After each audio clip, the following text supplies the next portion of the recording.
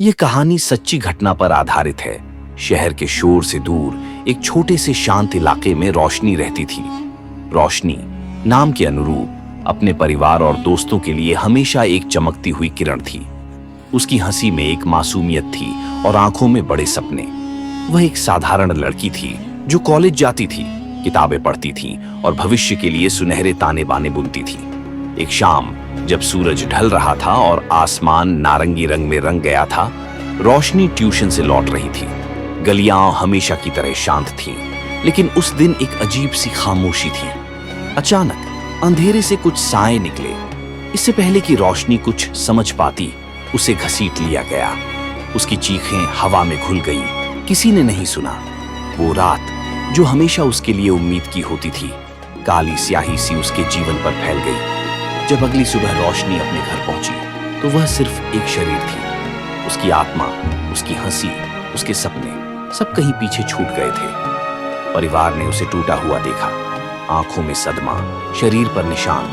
उसके माता पिता जो कल तक अपनी बेटी के लिए गर्व करते थे, आज उसकी इस हालत को देखकर सुन्न थे। पुलिस केस दर्ज हुआ, जांच शुरू हुई, लेकिन रोशनी के लिए यह सब बेमानी था। हर पुलिस वाले की नजर, हर सहानुभूति भरा शब्द उसे एक बार फिर उस रात की याद दिला रहा था। समाज ने भी अपनी भूमिका निभानी शुरू कर दी। कुछ ने कानाफूसी की, कुछ ने सवाल उठाए, इतनी रात को बाहर क्यों थी, कपड़े कैसे पहने थे। ये सवाल रोशनी को नहीं बल्कि उसके टूटे हुए स्वाभिमान को और कुचल रहे थे। एक दिन जब रोशनी कमरे में अकेली बैठी थी, उसकी सबसे अच्छी दोस्त प्रिया उससे मिलने आई। प्रिया ने देखा कि रोशनी ने अपनी दुनिया एक कमरे तक सीमित कर ली है। प्रिया ने उसे गले लगाया और सिर्फ इतना कहा, मैं तुम्हारे साथ हूं रोशनी, हमेशा। प्रिया ने उसे लड़ने की हिम्मत दी, उसे समझाया कि यह उसकी गलती नहीं है।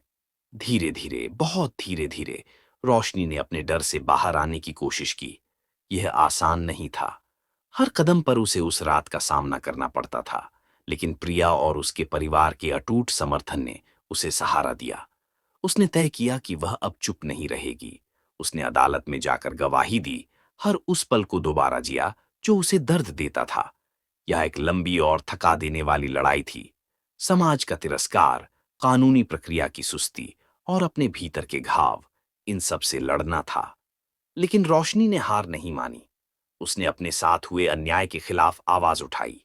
आखिरकार कई साल बाद अपराधियों को सजा मिली। यह रोशनी के लिए एक जीत थी, लेकिन यह जीत उसे वापस वह रोशनी नहीं दे पाई जो वह पहले थी। फिर भी रोशनी ने हार नहीं मानी। उसने अपनी आप बीती साझा करनी शुरू की। उन लड़कियों के लिए एक प्रेरणा बनी जो ऐसी परिस्थितियों से गुजरती हैं।